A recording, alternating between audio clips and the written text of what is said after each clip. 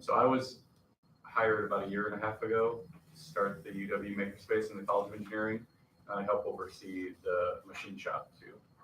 So Great. I can go into more. And we got your slides. Okay, We'll pull great. up at some point, Yep. once we get around the road, sure. Yep. That'll be a great place to start. I mean, I think in terms of questions I have is the thing that we spend a lot of time on, but it's really more the pedagogy and the academic programming and how we tie into the rest of the university.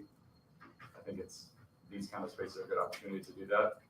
Very related to the equipment, but I think through the academic programming, there's a lot of good opportunities. So any thoughts or suggestions you guys have, we're very open for it. And we're open for equipment too. Yeah. But I think the more interesting nuanced piece is, I mean, you can throw millions of dollars at equipment, but it will be hollow and not very useful if you don't support it through a culture, community, and the academic programming, that kind of stuff. So that we'll always be trying to figure out, hopefully. Great. I'm Dave Bloom. I'm a science and engineering librarian at Steenbach Library. And we're very interested in working with people in terms of just supporting makerspace activity in general, but also, pedagogy in makerspaces. And we're also in the process of kind of filling out a collection with carts and kits that are kind of maker-oriented. And librarians do a fair bit of instruction ourselves, and we're kind of interested, I think, also in maybe integrating some of the equipment that we're acquiring into our own instruction, as well as kind of offering ways that others can maybe use some of that equipment in doing other maker-oriented instruction. So any ideas for that? Is writing down portability a way to sort of talk, you said carts and kits. Yeah. And that makes me think that it's not just a place that you need to go to, but you can actually have the things go to you.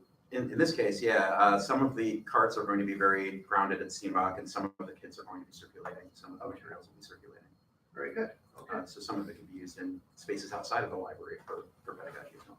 All right. I'm Ann Glorioso. I'm also a science and engineering librarian at Steenbach.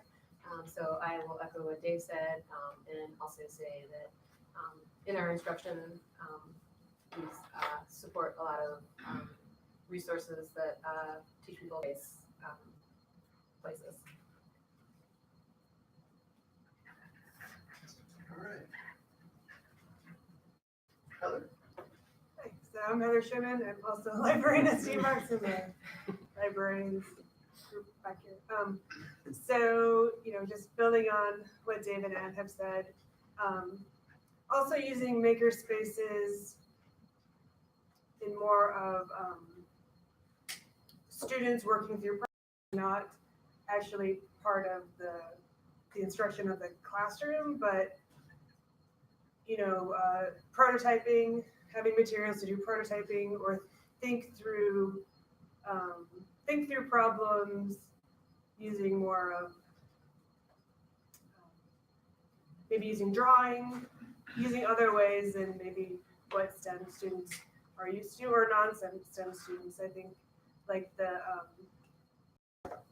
the comics kitchen, applied comics kitchen, and the way and using drawing and different materials and think through problems. I think makerspaces can be places for that, where it might not be in the instruction, but it's a place for students, and that's where the library can really fill that gap. Yeah, and I'm very interested in sort of expanding that conversation beyond using tools to create a artifact towards does the artifact have to be 3D printed, et cetera, or can it be a two-dimensional comic that helps you? I mean, the emphasis is working through the problems, right? It's a problem-solving process. So we'll talk about that in just a few minutes. Could cutting paper help? Right. Excellent, thank you. I'm Bobby Roars, and I'm an instructional designer with Continuing Studies. I'm kind of on Cliff's side of I'm here to learn what it is and learn more about it. Excellent. I'm Dan LaValle. I'm a consultant with Duke Academic Technology. A little bit of my history, I used to help run the Digital Media Center, which was over in biochemistry, which was kind of a pre-makerspace sort of space. We had a 3D printer, checked out lots of kind of equipment that could be used to create digital media. I have kind of deep interest in a lot of the technologies. I run a 3D printer at home, but I haven't really kind of developed a great holistic understanding of what sort of resources are available on campus to instructors from various disciplines. So for example, I know there's some stuff available at college. I didn't know there's a lot of resources at Steenbach, so I'm super curious to hear about what you're doing, engineering and business. And so it's not that I'm continually or often hearing from instructors who need to utilize some of these resources, but I want to be aware of both facilities and equipment, but also what you're talking about, kind of the pedagogical backbone of, who could an instructor talk to if they were interested in working on a project that might involve makerspace resources. I'm all resource, but it sounds like there's kind of a community of people who have similar interests. So, Is there a community, or is there a whole bunch of just individual people doing makerspaces? I guess that's what that. well, yeah, Campus resources / community. I don't know the answer to that, so somebody already. I'm Sharon Tomine from Integrative Biology, and I'm here to learn about what resources are available, and then also to start thinking about how I might be able to use some of this in my class. And I have a big lecture, and we have 900 students across 2 sections, so it doesn't seem practical for that. But I have an honor Tuesday section. afternoons are open at the Right. Makerspace. No, they can all go over there, but I have an honor section, and also we have to touch, to move things around, and Including that extra sense in the learning. So even if it's not necessarily problem solving, it's recognizing good. Me. So I'm Kelly Halligan. I'm a speech and language pathologist, actually, from the Weisman Center, and I coordinate the LEND program, which is we focus with grad students on neurodevelopmental disabilities, and so we are not really a course, but we have students or trainees who access our trainings in a lot of different ways. And I'm here because this summer I came and there was a lot of really good information. So I'm in the what is it category here, but also just thinking about how we support our learners with lots of different methods, both synchronous learning and asynchronous learning. So capturing content and thinking of labs and all kinds of things. So I'm just here to I'm Maryann Fairbanks. I teach in the School of Human Ecology in an area called Design Studies, which many people might not know exists. We have 2 branches of our department. One is textile and fashion, and the other is interior architecture. We have, in terms of facilities, we have something called a sandbox, which I wasn't part of developing, but I would say it was sort of envisioned as maybe a makerspace. And our biggest sort of tool resource in that space is a very large laser cutter. So I think it's the largest one on campus. So in terms of being a resource, it's pretty exciting. And yet, I guess my contribution to sort of what's lacking, if I look around campus, is access. So I mean, I think the makerspace is amazing, and we've had a lot of student interaction, but I still question the accessibility. Like, I know there's workshops and stuff, but that space is still designed mostly for engineering students.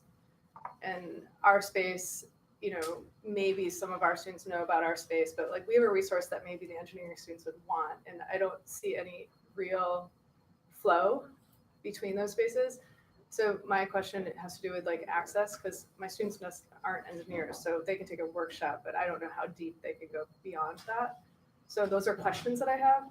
And then also, our hugest limitation in terms of offering more access is technicians. We have 0 support outside of like a demo in class. We don't have any technical assistance, even on a student level, to support any workshop or interaction with these tools. And so I think there's a ton of potential for students who are interested in this stuff to go beyond. But I feel endlessly frustrated that we don't have workshops, we don't have open hours, we have no, like, here's how you use the tool, like, at all. And so I think we have also way more resources in terms of tools, but we can't get them up and running because we don't have any funding for support. And it's a hard press from our dean to get that kind of money flowing. Great, we'll talk about access and support. Good. So I'm not going to try to be negative, but I got a lot of things All to right. say.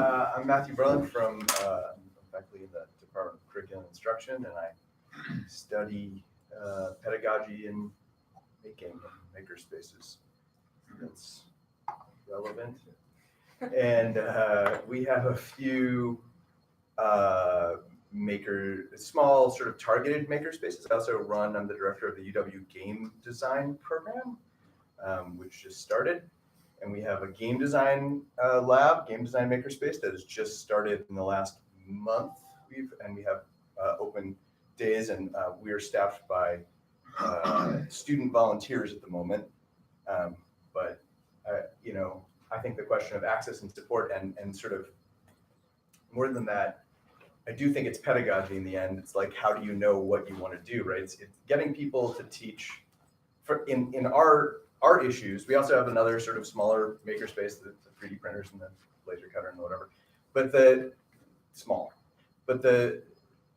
for us, it's less, or on my side, it's less of a problem in getting the things up and running technologically, or teaching people how to teach each other how to get them up and running, and much more of a problem in teaching people how to think about what would be valuable to do, which is, for me, always the challenge, because we buy simple and kind of, I'm gonna live stream, I'm not gonna curse.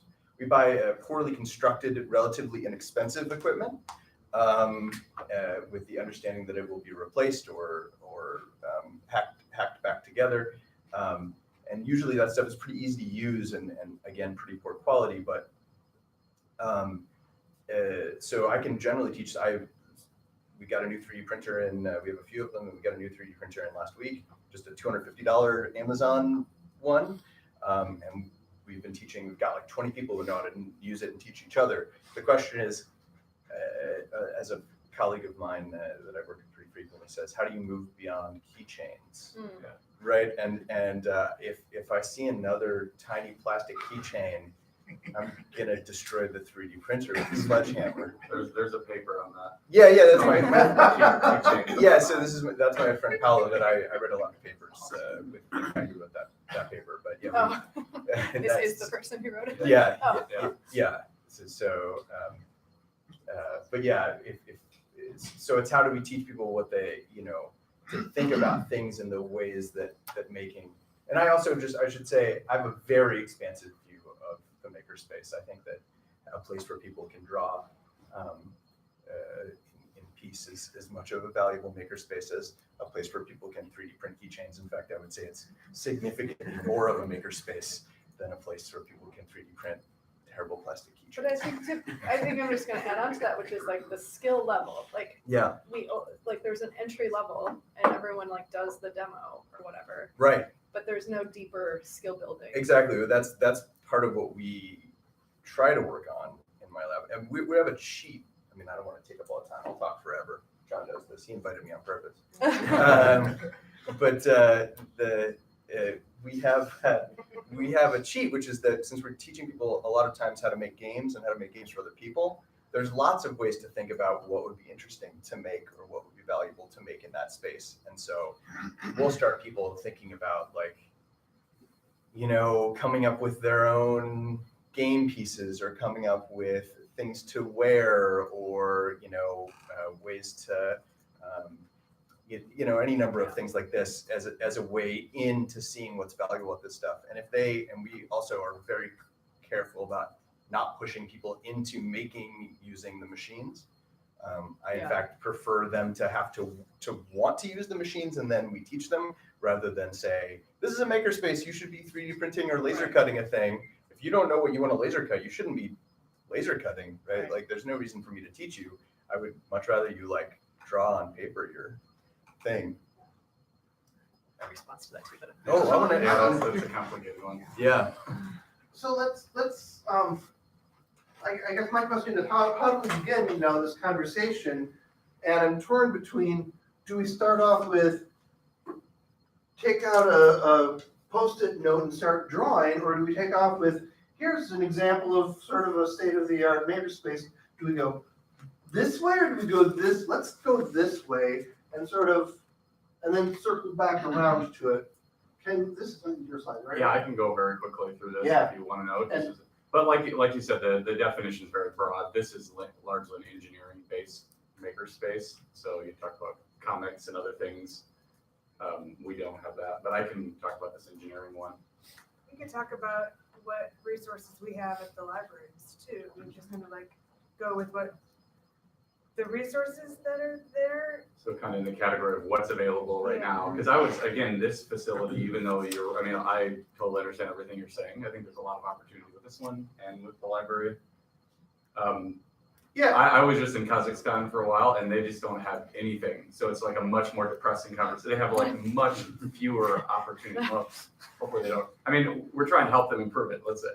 And I think, so we have a lot of opportunity here. There's this facility, there's that, and it sounds like there's some other efforts. So that's good. Can I just add on one other thing though, because like a lot of public libraries and a lot of K through 12 libraries have extensive makerspaces. So I think we do have to recognize that students coming into the campus are used to having these resources and might be used to having those resources in their learning. I will say though, oh, sorry, please. I hope that, I really, really hope that's true. Our main thing, and again, this comes like, yes, everyone wants to 3D print. No one can render anything. There's no class, like in our, I know everywhere it's going to be different. Like your students could render all day long, I'm sure, or like make the thing in 3D space. But we don't have classes that incorporate that. So they have this idea, I want to make this 3D thing. They pull something crappy off online and then maybe they edit it, but we don't have any support on a software level. And It's not all 3D printing though, a lot of it I know, is- but even like a file for a laser cutter, like if you don't Well, it's have, not laser cutters. It's like the Arduinos and circuits. Yeah. So there are a lot of different things that we could be talking, like, there's a range of all of the equipment that's involved. And there's also a range of the different types of actions that one can do from sort of the high end, what do I do to move beyond the download and up print? Yeah, I mean, so you want me to give a quick, okay. Let's talk Is there any way about or you want to drop it? Okay, so the two facilities in the College of Engineering that are on this topic, if you could actually go back one slide. There are these two entities. So Team Lab is the machine shop, and then the Makerspace is the newest one. Team Lab's been around for a while. I'll go into it briefly in a second. Okay, next slide. So here's just the staffing, because exactly what Maryann said, it's like a huge amount of staffing. That's like a huge piece of it. All the technical support that's required, and even not just to help students, but to maintain the equipment. So in terms of Team Lab, there's 8 full-time staff there. So that's machinist, tool and die machinist for the most part. And then Makerspace, there's 3, so total 11.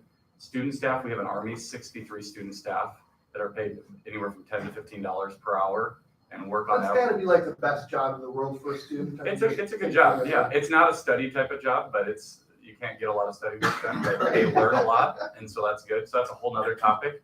Actually, that's a whole topic in itself, is the value that these kind of spaces add to the student staff that work there. It's like a course in of itself, and Yeah. almost like a minor degree that they're getting. It's problem solving, helping other people solve problems. All kinds of stuff. So in terms of square footage, we have about 24,000 square feet now. We're adding another 15,000 square feet on the first floor of Went. So there's a lot of opportunity, and I think for all the discussions and all the people even in this room, I think it can be an opportunity. Okay, yep, next slide. So just the history of shops, because I think a lot of it, I mean, the interesting thing is people from art have been doing it for years, and people from engineering have been doing it for years. They were quite separate before. Traditionally, just kind of machine shop, and then art was, I think everyone knows, kind of those set of tools. And then it seems like the makerspace is somewhat in between. So historically, back in the 90s, all the engineering machine shops were consolidated. And then in 2008, there was a standardized training program. So actually, there is tons of training available, huge amount. I would fairly confidently say that UW has among the most in the world for engineering students. Welding, machining, on and on and on. There's so much, and we're adding even so much more with the Makerspace. But again, that access thing is It's the for access engineering thing. But in students. terms of availability, it's huge. Like it's They just have to change their the name. toppest of the top. And that has to do a lot with this history, because a lot of other spaces, I was at MIT for about 15 years, and there's just a different layout and structure for how the shops work. It doesn't exist in nearly the same form. It's changing though across the world. And then so 2015, that was when the donation for the new Makerspace was. I came in 2017, and so we opened in September 2017. So about a year and a half. So Team Lab, it's a machine shop, and we're actually working on doing significant upgrades on this, but it's largely rooted in coursework. They also have fee for service, so even if people want to hire things done, mills, lathes, saws, welding, and there's the website, water jet. And then the Makerspace, so 3D printers, it's scanners, laser cutter, router, mills, thermoforming, electronics, VR, AR. We're adding quadcopters. We're really robotics. There's a lot of areas. You can see that, again, it's kind of everything outside of machining for the most part, because machining is kind of a separate beast in of itself. And there's the website. And then even in terms of the makerspace, or even the higher level Granger Engineering Design Innovation Lab, the makerspace is really the facilities part, which we'll talk about. There's a whole nother thing, which is the academic programs, which I'll talk a little bit about. So yeah, the next slide. The overall mission for the makerspace: hands-on learning, student empowerment, creating a diverse community, peer learning, product design, and open access to technology. And that kind of overlaps with the library in a lot of ways. The Went Commons used to be a library. We're trying to preserve that, and hopefully we can work even more with the library and really allowing students to go and just check out technology. And I think there have been other people in the past with media tech and others that have done that. So the Makerspace is a student-run facility. So I mentioned that we have about 30 student staff, and they really do everything. That's an experiment in of itself. So Team Lab, the machine shop, is largely full-time staff run. We're trying to have the student lead the Makerspace and run it. And so that's a whole other discussion I'd be happy to have. And that kind of goes into what we're talking about with the student staff, the value that it adds to them and to the world more broadly. So Maryann mentioned the workshops. So we do have a lot of workshops. They are open. They are not super in-depth, but that's just to get people into the space. It's also to be open across the university. So virtual reality, these are all screen grabs from various workshops: sketching, finite element analysis, and so on and so on. So we had about 100 of them. We'll have about 100 of them this fall.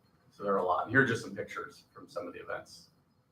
I guess the second point, the first was student run. The second point is that we're trying to add equipment outside the traditional engineering makerspace. So traditional is this macro physical. So that's the large bandsaws, mills, or bandsaws, routers, drill presses, 3D printers, all that stuff.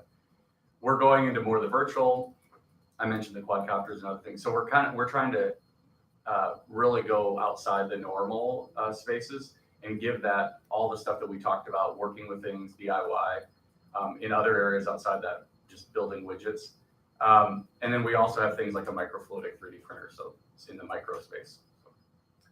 The third point is the academic programming side. So that's what I mentioned, as we call it cross-disciplinary design and innovation. But it really has to do with trying to create an academic track for students interested in interdisciplinary design.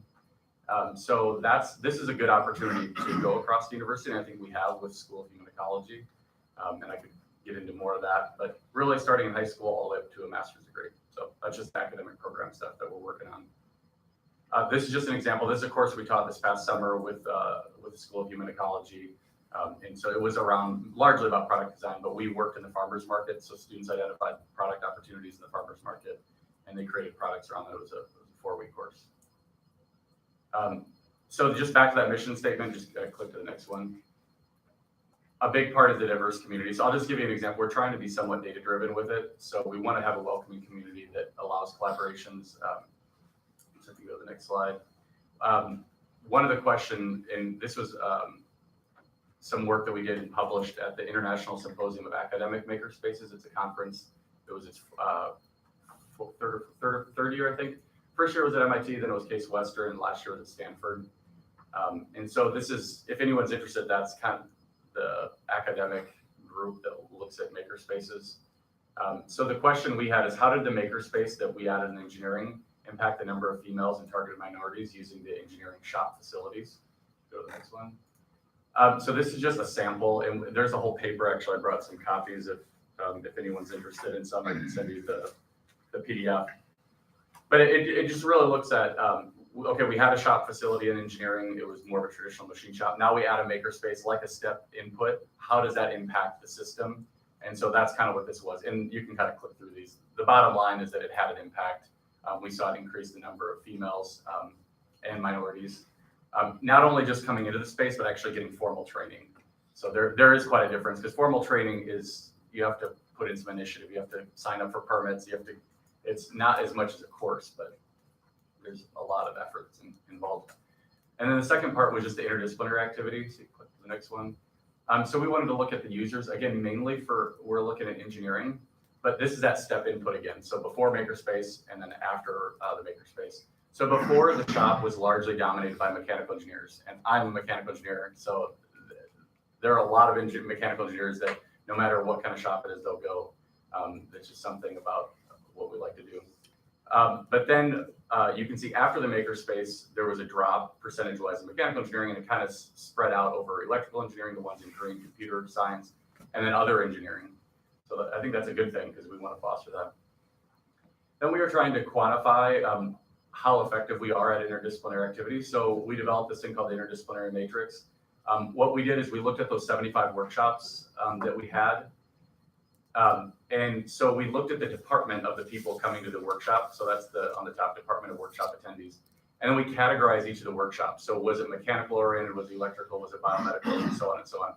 And what we wanted to see is what percentage of mechanical engineers what percentage in that workshop were mechanical engineers. So if there was a 1 down the diagonal, that would mean all the mechanical workshops are being attended by mechanical engineers. And what we want to see is a lot of off-axis, off-diagonal numbers, because if it was all ones, it'd be a very siloed system where mechanical engineers are just coming and learning about mechanical engineering stuff. And that's really not that of much value because they're already doing that in their courses. We really want to see them learn things that they normally wouldn't learn in their traditional courses. That's one part of it. Okay, so that was pretty much it. And then the bottom line is with that is that on average, 70% of those that attended the workshops learned skills that were outside their major. Can I ask a question? Mike? Yep. So I think this just has to do with sort of your mission and et cetera, which is that I have not tried and I don't know the answer to this, but I can definitely tell you that my students, I have a lot of students, I have doctoral students in computer sciences and in curriculum instruction. That's about half and half in my lab. I'm also affiliated with it. And I can tell you in both cases, students have avoided using the makerspace because their feeling is that they will only be able to use it during the workshop, that they would not be able to use it consistently, just go drop in, get what they need to get done. Because I don't have any students in the School of Engineering, College of Engineering, College of Engineering. I don't have any students in College of Engineering. And so all of them felt like, well, I'm going to learn this cool thing and then I'm going to have to sign up for another class if I want to get what I need to get done. And so it didn't seem worth it to them. Or work with an engineer. Or work with an engineer, but that. Which is scary, right? Well, it's hard to find an engineer that wants to build, in my case, like wants to build games or wants to, right? Like, not that there aren't some, but you'd have to know a whole lot of people to find the right person. It seems unlikely for a random student to be able to find the right person. Is that just, I mean, all of your data focused on, I actually was interested to see CS in there because I can definitely tell you my CS students have the feeling that I was expressing. And we're less likely to take workshops or come to Makerspace at all for that reason.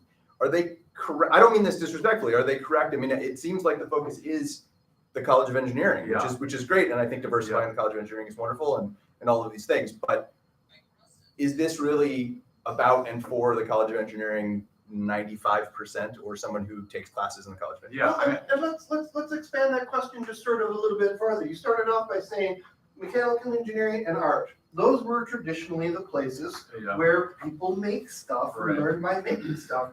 Is this just part of a natural trend that naturally the funding would come from mechanical engineering and start there, and hopefully, they're trying to go beyond that and say, hey guys, you can learn from other disciplines as well, if only we can get these other disciplines in here, but the funding models are still focused on, engineers first, or I actually don't think it works that way in other.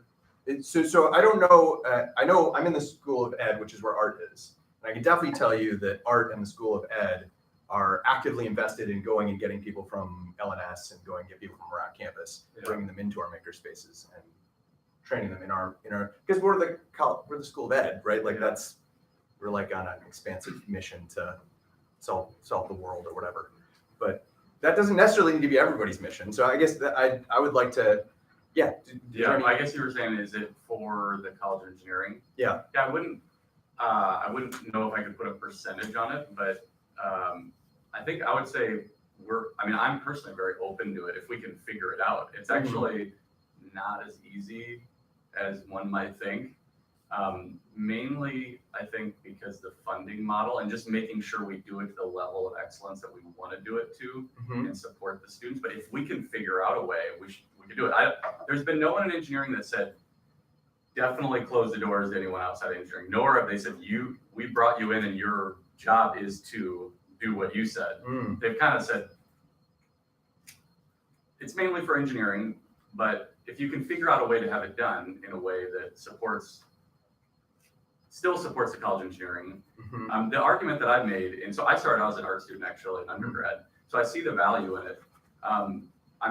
So the argument that I make with people in the college of engineering is that the value is bringing these up, like bringing those students in is value. So if I just said, oh, we're opening it up and it's now a service for other departments, it'd be harder to say, well, what's the value back to engineering unless there's some kind of funding model. But what I've been saying is, okay, well, they're not paying anything, but by having them be their engineering students' value. I guess the thing I'm hearing though is that you would have to make the case for the value to engineering. I don't think that's definitely not how the School of Ed model works. We're just sort of like, we love you guys. We want to, we're the School of Ed again. We're just sort of like, hey, how can we help? Yeah. Right. But you also don't have an enrollment problem, and you probably never will. Right. Yeah. So Yeah, we have Certainly like different. 5,500 students or something. yeah, like you'll that. never have that. So, but in our case, probably, I'm going to put you in along, is that I think by maybe exposure to some of this stuff, we can, they'll Yeah. know that we exist. And so, that is a value to us. And yet I can't argue to get more tech support to say, let's advocate for people to come in, have this experience, and then maybe they'll want to take a class. Yeah. So I guess that's a bigger, broader question I have. You don't have to open the gates, really. Yeah. Right. And I you're mean, if all already the probably funding at is full coming capacity. Yeah, if all the funding is coming from the College of Engineering and none of it is coming from the grad school or anybody else, Right. it seems like it's going to be locked down for the foreseeable future. Again, School of Ed doesn't really work that way. LNS doesn't really work that way typically, but those are both like less focused, as it were, colleges than the College of Engineering. But then should a mirror model of this be more open access to the whole campus? And then would that be silly and redundant? There's so many different models, and it largely stems from the funding model. If at a university level they said we want this across the whole university, I would love that. Is this where the libraries come in? It could be. Hey, libraries. Yeah. But I definitely don't, I guess the high signal noise, I want the signal to be, we want that. It's just, I'm so down in the weeds in terms of what would actually be practically needed. So everyone would actually, their needs would be met. And it's a little bit more complicated than just, I know that's not necessarily what you're saying, but maybe the hippie side of me thinks, oh yeah, let's just do that. But it is a little bit trickier. And I could give some stories, but Yeah, we would love for all this stuff to be more open. I know on a lot of other campuses, the funding model is a little bit different, and the makerspaces are actually hosted in the libraries. And there was a little bit more emphasis on, cross-disciplinary work in makerspaces. And I think it sounds like maybe that's where you'd like it to go, but maybe the funding doesn't. The interdisciplinary stuff, I'm mainly focusing on through the academic program. So we are working with the art department through this master's degree. So that's I wouldn't even call it a loophole, but I'd call it who's the associate dean? Maybe. Caroline or Julie? No, maybe I even have the title wrong.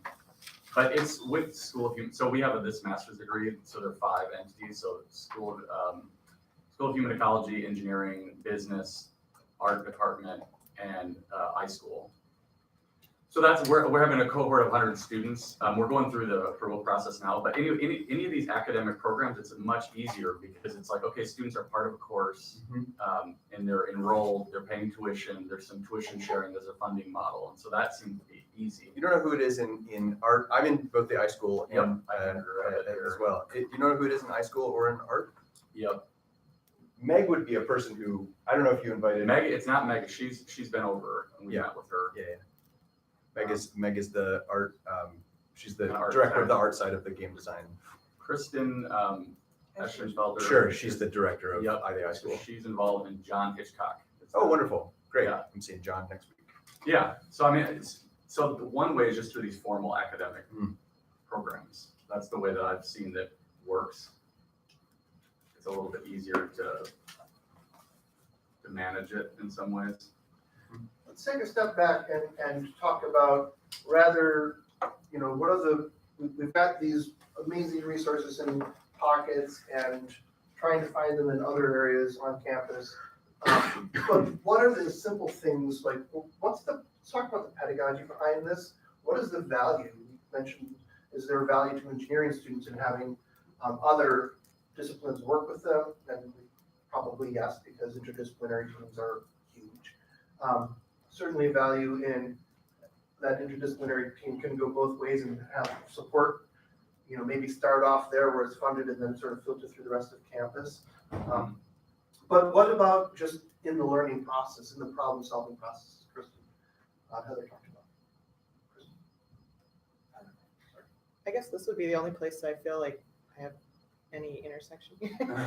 So our LEND program, we intentionally have a cohort of multiple disciplines together, learning about interdisciplinary clinical care, and it's pretty fantastic. And there's a lot of ways that we've done that to make it supporting lots of students coming to do this, but it's a cohort that gets paid to be there. So we have they have stipends and things like that. So I feel like this is so valuable, but I can't imagine not offering it as a certificate or some other ways that if it was more intentional. That could be another formal academic channel to have. If this is an additional certificate that we offered to create these interdisciplinary. And another thing we're trying to do to help with what you're saying is that we're starting a 4-credit course that students could enroll. So if your students wanted to use the facility, they could enroll in a 1, 2, or 3-credit course. And so that's a formal channel. I think I really like this slide about basically broadening participation in STEM and finding different ways of learning that if you, because you had that slide about how you're getting more women. Oh, yeah. And underrepresented minorities. Yeah, I mean, even in general, I've met with a lot of different groups, and it seems like even that's kind of an engineering thing in some ways. That engineering was historically a bunch of men in machine shops, and so I think that's that effect here is that it's just like, okay, it's not bad, it's something different. At least that's my guess is why. I mean, and even based on a lot of discussions and reading papers. One question I had about these numbers actually is, since this is including all the shops on campus, or all the Just the 2 engineering shops, yeah. So have you seen an increase in the machine shop itself too, or is this just taking? Yeah, I don't have that slide, but yeah, there was a small increase in the machine shop, but not much. I could get it for you, but yeah, so that's 22,000 people walking through the door. It was like 5,000 unique users through this space. Is both of them over a 9-month period. The machine shop though is even more, like there's zero access outside of engineering to that shop. That's a little tougher one, yeah.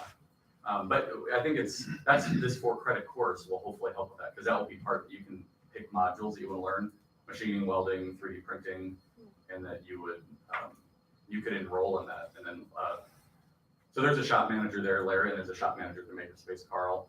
And so they're kind of both on board with this model, because I want what you talked about, but trying to come up with a formal mechanism to do it is kind of the key. So this 4-credit course, students don't have to pay engineering tuition, but that's what engineering students do too, so. And then is it unlimited use within that? Yeah, it would just be, you just have it as a.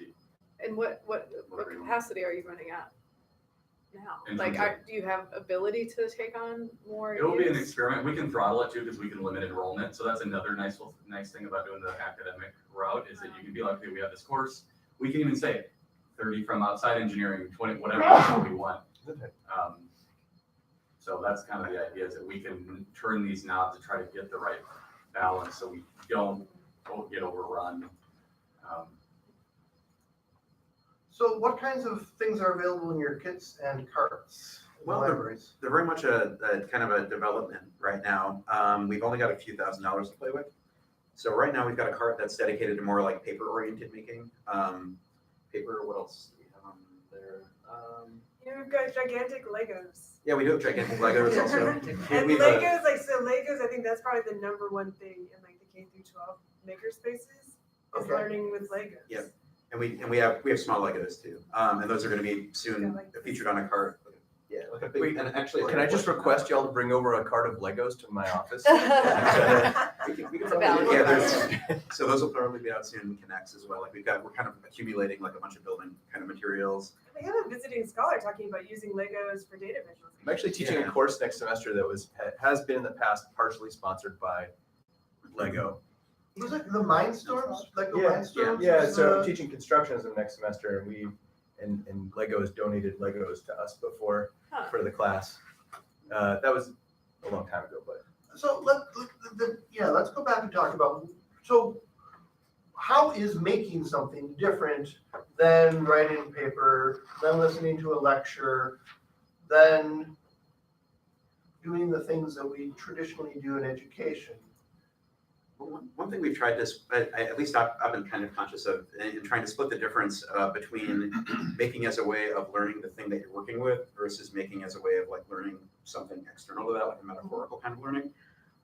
And so like, for example, like two of the kits that are going to be circulating are what are called little bit synth kits.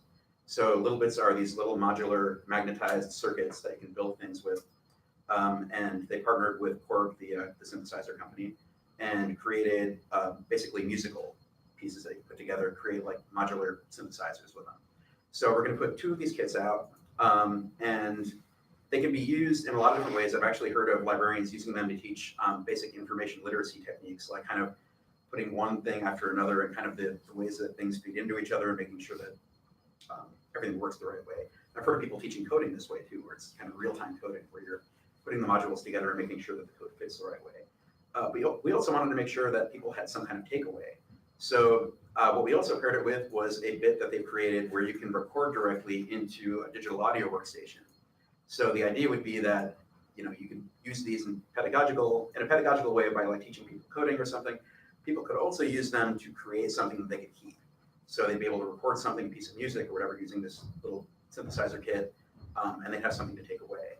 So I think there is kind of that balance between making for the sake of making and also kind of making to learn something. And that's something we're trying to keep in mind a little bit in balancing how we're stocking the kids. When you check that out, what does that mean? Like for a day, 2 days, how does that work? We're working on the circulation period for that, especially because the libraries are currently changing some of the flexibility we have in determining circulation periods. So we're still trying to figure out how long these are going to circulate for. But maybe it's probably not going to be the 3-day thing anymore. Well, it might be because we didn't get it. How would a student even know that that existed? We're working on promotion, so that's something that we're trying to get the word out on as much as we can. We've only got the one card currently that's just kind of sitting on the floor, on the main floor in the library. But we're trying to do kind of more of a promotional push at this point. Once we get the other things working, they'll be more visible kind of electronically, and There'll be an hopefully, equipment page on the Steamboat Library page that lists all pictures, all of the equipment. I mean, Merit also has making kits. Merit's the school bed library system.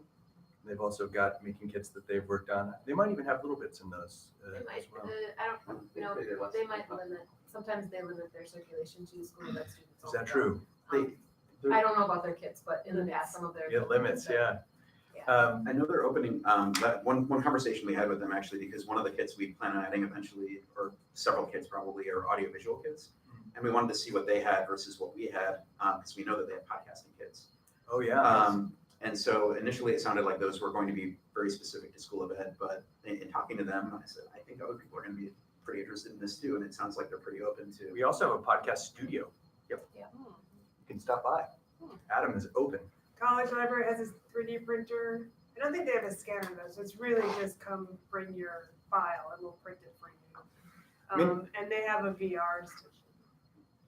So to your question of how do students even know about this, this is a shift outside of engineering and art type courses.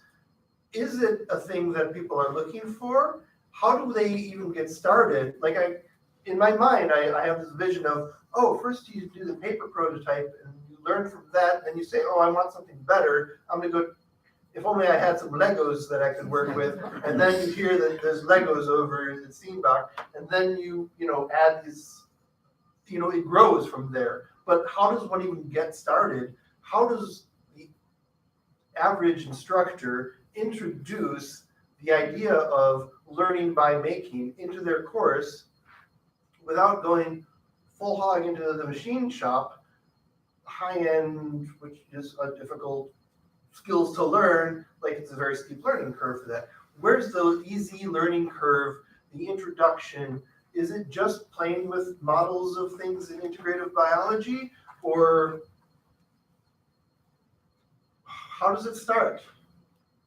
Matthew, you study this. Yeah, I was about to say, that's a hard road to hoe to phrase it like that. I don't think there's going to be a context in which we take intro to chemistry and we're like, you're making now. Where would they go? Like, what would they do, right? Like, I think that's a stupendous way to learn chemistry. I've taught chemistry with making, and yeah. And there's a lot of labs. Sure, yeah, that's true. You are learning by making in the lab sense. We're following recipes, which I guess in many ways is what that we one do seems in all less of like making than almost any of the other things. The labs. The I mean, I labs. think because having gone through it myself, I mean, it's kind of a time thing. I mean, you only have so much time, so they cookie cutter it all. So yeah, I mean, I went through all the thermodynamics ones and all that stuff. It's like the learning is minimal. Yeah, no disrespect to chemistry. It's just it's a model that would have to be taught, and I don't know. That's a whole nother set of resources on top. That's maybe Delta or the Teaching Academy or whatever.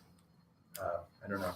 I think that though the other question about that, trained on the other side from everyone who's trying to make it open access, we're trying to actually build skill towards our core students to be able to design and make things 3-dimensionally or 2-dimensionally or whatever. And then I love that idea that everyone can come in and make, but then, I teach a class called wearable technology, and we get computer science and engineering students who've never made anything in their lives.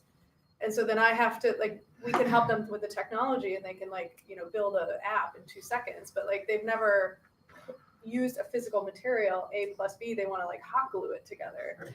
So I think sometimes we're devaluing any actual building skill. And I'm glad to hear that they could maybe start rendering 3-dimensionally in a Lego or something like that, because sometimes it's hard to even get them to think about how to construct something. And I'm sure this goes everywhere, but the craft element is the hardest. I mean, you can have an idea, but then to be able to turn that idea into something requires levels of crafts that one Also slowly requires knowing builds. who you go to for help, right? And that's the whole interdisciplinary. So you're like, oh, I want to do this, but I know my engineering pals will be able to help me. Who do I call? And this is the community building that I think This is sort of the community building, isn't it? Yeah. And this is where there is that value of all right, I need somebody who knows how to actually mess around with this stuff. My or I engineering know that friend. somebody does know how to do this, even though I don't. Just even thinking that one. So I don't want to get too theoretical, but usually how we break down a literacy, this seems to fall into literacy, is we break it down, or one of the ways that we break it down is into the material, the cognitive, and the social. These are sort of 3 perspectives you can take on a literacy, where the material is learning the specific skills of making the things, like the actual technical skills, and the cognitive is how to know what would be valuable to build and how to consider what the value of building, say, is and making, and where it plays into the things you're trying to learn. And then the social, sort of the most important, is being able to communicate these things and connect these things to other people and find the community. And if you don't have all 3 of those, you don't learn anything. Now, they can exist in various proportions, in different proportions, but if you just teach the technical without the cognitive and the social, you don't really learn anything. You forget that stuff in a few weeks. And same with all of them. You all probably know that if you learn something and you never communicate it with anybody else or do it with other people, it's gone in a few weeks too. And so it's you need all 3 of them. The question is, how do you build those things in concert? That's the question. Well, and the makerspaces versus just individual making introduces the collaborative element, which is the social part. It also uses that social element to enhance the cognitive and the material, right? Mm-hmm. Yeah. So the question is,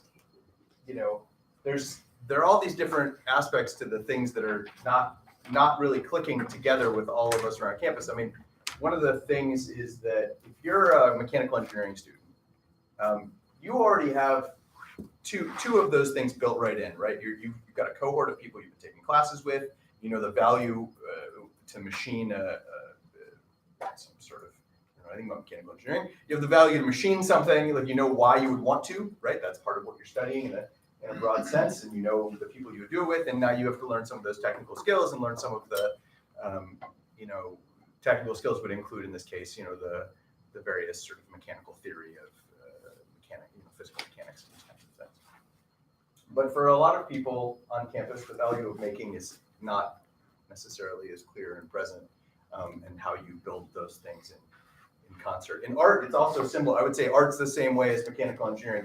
That's why these things have been the classic homes, right? But when you sort of broaden beyond those things, you have to take all of those things into context. I mean, I can tell you that it's good to see this. Part of the key is going to be making sure that people can see each other when they come in, because it's actually pretty easy historically to bring more women into computer science. They leave because they don't see other women in computer science, because we haven't constructed the classes such that they see a lot of people that they relate to. And so we can get an intro class up to, forgive us, 20% women, which is like the highest we've ever gotten. Sorry. Wish I could help. But if you don't specifically think about how we can connect them with each other, then the follow-up class, CS2, is 5 or 3. But I will challenge you there, because there are institutions that are having higher participation with women in their CS classes, and it's often when they change the language around the courses. So it's like the joy of programming. Absolutely. That will get many more women, and they're actually seeing part of that majority is that women. when you create the community around these things, like Harvey Mudd is the classic example. They were 50%, they're parity with men and women now. Part of it is because they've required computer science for everybody, and so since the school is half and half, it's not. But women succeed at a much higher rate. Actually, women end up majoring at a much higher rate than men in computer science at Harvey Mudd, in part because they've changed the framing. But changing the framing enables more people to see the value and create these social communities. In the end, that framing is only going to take you so far if you can't see the value in the social value in the thing. But they also add there's a social component in it. Absolutely. There's a community learning. No, yeah, Harvey Mudd does a great So it's job in not just- particular, but It's not just that there are more women. There's there are other things. Absolutely, there's a lot of. I mean, Maria Klawe is a computer science education researcher that she's now the president of Harvey Mudd. Okay. That's not, yeah, It but started as women. yeah. But yeah, no, absolutely. There's some places that have done it really right, but part of the challenge is going to be how do we create communities around campus of people seeing each other, and how do we? I mean, this is part of our challenge when we're building the game design program, because you guys can probably imagine a version where it's all white dudes who really like Fortnite, and clearly that's not what we want to do. That's okay to say. Add to that too, so we're talking about courses and instruction, but does it have to be inside of a course? Yeah, it's Like talking about one thing informal. One thing that we've been talking about at the library, we just haven't been able to put the resources to it, is a repair cafe, right? So there's students who have things that are broken that they want to fix, and then that gets in the idea of making has value. Yeah, I love this idea, and the libraries would be a great home for that, right? Because you don't have to be in an engineering course to do that, or in a design course to do that. You can just be like, hey, I'm a 18th century romantic literature person. There's no making in any of my. I need to make a car real courses quick. right now. but yeah, the button came off my favorite color or whatever. So even starting with that is a good way to, and it introduces all of the elements of, what is a problem? What do I need to do to solve this problem? How have other people solved this problem? And that's, I think there's kind of an amazing amount of, I keep thinking of, the internet and where ideas come from, and the ideas of, wait, I can actually do this? A lot of this comes from, for me, YouTube. If I ever have a question, I'll be like, is that even possible? On YouTube, and there'll be 8 videos of how to do this 8 different ways, and I'm like, all right, I guess that's a possible thing. This is possible. I do see other people, and through all the videos, I can find people who look like me. It's very easy for me. But I can find different folks, so it addresses this. Are people who look like me able to do this? Do we belong? And that's kind of a helpful thing. But that's still sort of more in the digital realm and less in the hands-on, tangible artifacts realm. Sharon, I want to get back to your initial thought of integrated biology and the idea of manipulatives and having students just, is there, the way I understood your thought is it's not so much about having all 900 of your students create something. Right. It's about having things created that are unique to your course Right. for them to be able to solve. Are there resources? I mean, I guess there's work for hire from Lennon's. Yeah, that's an issue, right? I mean, I had to write a grant to get a laminator so I can laminate pieces of paper that they can manipulate. So, yeah. So, I mean, is there a way I could go in and do something? I don't know. Yeah, Or I could learn how to do stuff. and I guess it comes I down mean, to it seems like there's a real difference, though, again, between these hands-on tangible things that you're learning some concepts with versus just even to make the distinction, like mainly the engineering makerspace is about creating widgets yeah, that meet some kind of functional requirements. They're not necessarily, I mean, you could use it in a way, and that's kind of a pedagogy thing, we could, but that's not how it's used. So yeah, it's Yeah. kind of a different, I mean, Right. the library could be well suited for more Right. of that visualization, that's what I having was tools thinking. for Yeah. helping students visualize Yeah. things and, take out your keychain and. Right, you can twist it and then protein is this way, now it's that way.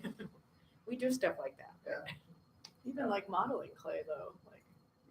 Yeah, the students don't like that very much though, because it's like it gets handled by tons of people. And then Can you charge a lab fee of $10 so they can so you can get them all modeling clay? probably not, because it's optional discussions.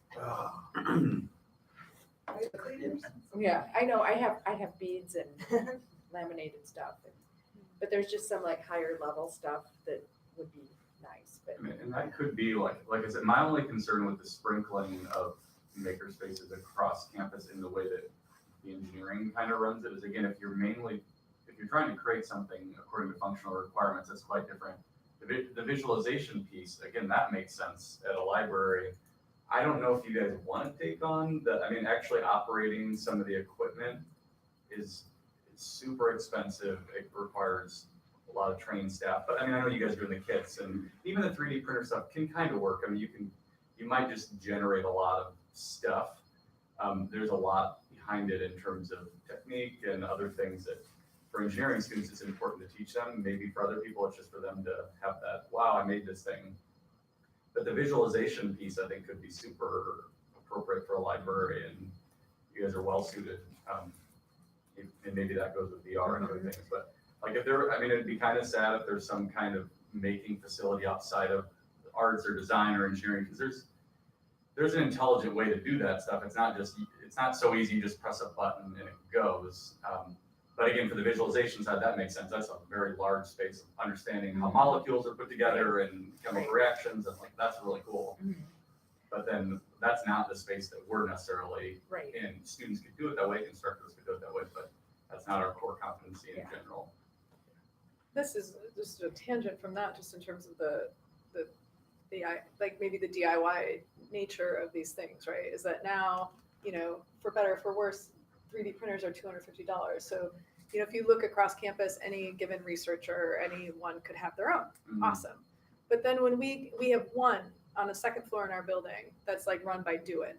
So if we want students to do a project where they're outputting on a 3D printer, we are up against like complete failure. We Yeah. can't articulate that so we can't even teach it because we can't process it. Yeah, And so I don't know where that sits in this conversation Yeah. either. And maybe, it's kind of the access. And like facilities access and facilities. support and- and so, but I don't know, I guess it has to do with like how many students can actually articulate it or even want Uh-huh, to, right. and then whether it's a curricular thing or extracurricular outside of class. And the funding model is funny with respect to classes, grad classes, undergrad classes, and research, right? Like, and schools and how they're funding. I mean, one of the things that occurs to me is it does seem like, since there's so many different ways that makerspaces manifest on campus, that we should all in this room pester whoever is above us funding wise to put in $50 into hiring someone who updates a making at UW webpage that accumulates everybody on campus who has any resources and what those resources are for. We already did it for 3D 3D printing. printing, yeah. We already did that actually. Right. Did it work? Well, we have the data, but like, can you access it? No, but we Right. at least know what's Just out makes you there. more frustrated. Right. Yeah, yeah, exactly. I mean like It's I there, mean but- sort of like I think it would have to be updated on like a monthly basis, kind of, where we just we have all of the different things that people consider making across campus. Because I can definitely tell you that I have students who couldn't even guess to where they would be able to make the things that they want to make. There are resources and there are people who can help them. And right now what I do is I send them to Merit, and the Merit's helps them, but it's, it's sort of a case by case basis, and it's hard to find. And not everybody in Merit knows, obviously. There are people who are specialists, and even figuring out who in Merit is the right person to ask is sometimes tricky, although Merit is wonderful. So we are out of time at this point. And I feel like this was somewhat frustrating and somewhat interesting, and it was very interesting. I think it comes down to access, support, and community are sort of the big struggles that we're having right now. I feel like everybody in the room is already sold on the value of solving problems, so that's not really an issue. Thank you for coming. We have the room till 10, so you can stick around and have conversations afterwards. I encourage you to fill us out, drop it off on the desk on the way out. And thank you all for coming and participating in this conversation. Good luck. If anyone wants a copy of the paper,